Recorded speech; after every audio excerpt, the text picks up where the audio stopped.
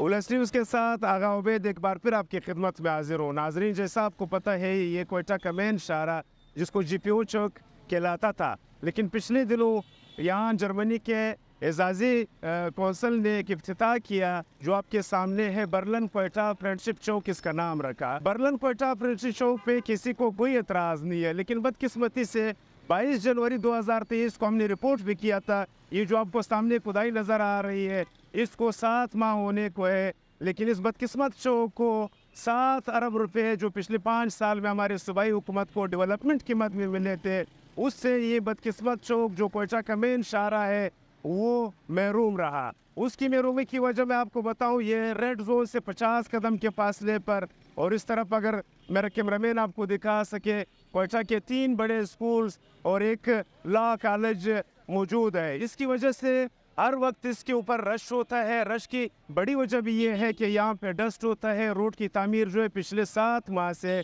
वैसे का वैसा पड़ा हुआ है, लेकिन इस चौक पे बदकिस्मती से 20 कदम के फासले पे हमारा सेशन कोर्ट है। सेशन कोर्ट के जजेस साहिबान भी जाते हैं, वकला भी जाते हैं, और 50 कदम के फासले पर सिविल कचहरी है। लेकिन हाई कोर्ट भी यहाँ से कोई ज़्यादा दूर नहीं है, 50-100 कदम के फासले पे हाई कोर्ट है।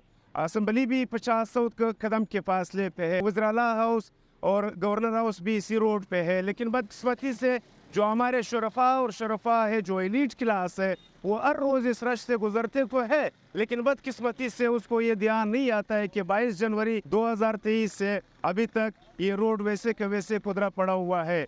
ये दुनिया में 47 ममालिक में जर्मन की ताउन से लगा हुआ है, लेकिन शायद जर्मनी को ये पता नहीं था कि ये उस 47 ममालिक से बिल्कुल मुख्तलिफ है।